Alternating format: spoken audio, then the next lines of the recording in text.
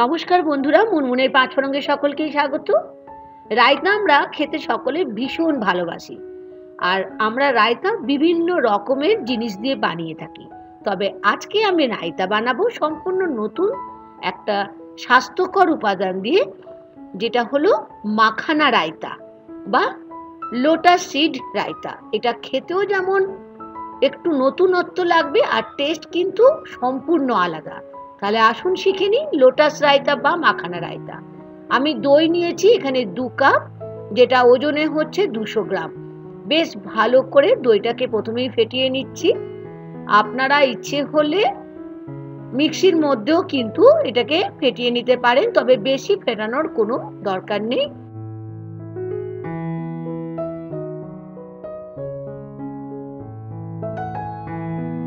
এখন বসিয়ে দিলাম গ্যাস স্টোভটা জ্বালিয়ে একটা ফ্রাই প্যান, আর নিয়েছি লোটাস সিডস বড় কাপের 1 কাপ। লো টু মিডিয়াম ফ্লেমে রেখে আমি লোটাস সিডটাকে বেশ ভালো করে রোস্ট করে নেব। লোটাস সিড যেটার নাম হচ্ছে, আমরা বলে থাকি মাখানা বা ফুল মাখানা। 2 থেকে 3 মিনিটের মতো রোস্ট করে নেওয়ার পরে দেখতে পাবেন একটুখানি কালারটা যখন দেখবেন চেঞ্জ হয়ে গেছে, হালকা ব্রাউন কালার একটা চলে এসছে, দেখতে পাচ্ছেন? ঠিক এরকম যখন কালারটা চলে আসবে, এই অবস্থায় আমি গ্যাস স্টোভটাকে বন্ধ করে দেব আর রেখে দেবো এখন লোটাস সিডটাকে একটু ঠান্ডা হওয়ার জন্য। এখন এইদিকে আমি চলে আসছি রায়তা বানাবার জন্য। রায়তার জন্য আমি তো নিয়েইছি দই, দেখিয়ে দিয়েছি দইটাকে দইটাকে এখন নিয়ে নিচ্ছি হাফ চামচ রোস্টেড জিরে, তার সাথে নিলাম 1/4 চামচ নর্মাল লবণ, অবশ্যই লবণ স্বাদ অনুযায়ী। তার সাথে নিয়ে নিচ্ছি ব্ল্যাক সল্ট, মানে কালো লবণ, যেটাকে আমরা বিট লবণ বলি। আর নিয়ে নিলাম 1 চামচের মতো চিনি। চিনিটা দিচ্ছি তার কারণ হচ্ছে টেস্টটাকে একদম ব্যালেন্স করবে বলে। আর এখানে আমি নিয়েছি আমার বাগানের কিছু ফ্রেশ পুদিনা পাতা, আর পাতাগুলো নিয়েছি মোটামুটি 10 থেকে 12টা পুদিনা পাতা আমি পরিষ্কার করে ধুয়ে রেখেছিলাম, সেগুলো নিয়ে নিলাম।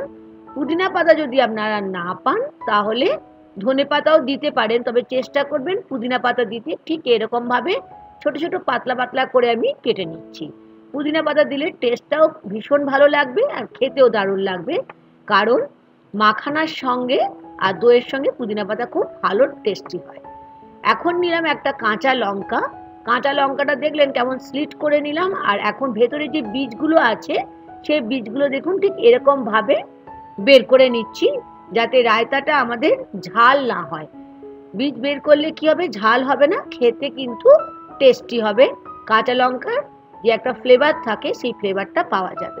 ছোট ছোট করে কেটে নিলাম। এখন বেশ ভালো করে সমস্ত ইনগ্রেডিয়েন্টসগুলোর সাথে দইটাকে বেশ ভালো করে আমি 1 থেকে 2 মিনিট সময় নিয়ে মিশিয়ে নিলাম। কেমন লাগছে আজকের একটা নতুন ধরনের রায়তা রেসিপি? হ্যাঁ, আপনাদের ভালো লাগছে আমি জানি। এখন যেটা রোস্ট করে রেখেছিলাম লোটাস সিড বা মাখানাগুলো এখন দইয়ের মধ্যে আমি অ্যাড করে দিলাম। খুব ভালো করে একটু সময় নিয়ে দইয়ের সাথে রোস্টেড মাখানা বা লোটাস সিডগুলোকে আমি এরকম ভাবে মিশিয়ে নিচ্ছি। মিনিট 10 রাখলে কিন্তু এই লোটাস সিড বা মাখানাগুলো একদম নরম হয়ে যাবে, খেতেও ভীষণ ভালো লাগে। এটা আপনারা উপোসের দিনেও খেতে পারেন। আমি এখানে কিছু আঙুর কেটে রেখেছিলাম, সেইগুলো দিয়ে দিলাম। ইচ্ছা হলে আপনারা বেদানাও দিতে পারেন, আবার নাও দিতে পারেন, তবে এগুলো দিলে আঙুর বা বেদানা দিলে টেস্ট কিন্তু আর একটু বেড়ে যাবে। আরও একবার ভালো করে মিশিয়ে দিলাম। উপোসের দিনে অবশ্যই এই মাখানা খেতে পারেন, রায়তা করে ফ্রিজে রেখে দেবেন, তাহলে খেতে খুবই ভালো লাগবে। পরিবেশনের আগে ফ্রিজ থেকে বের করে পরিবেশন করবেন।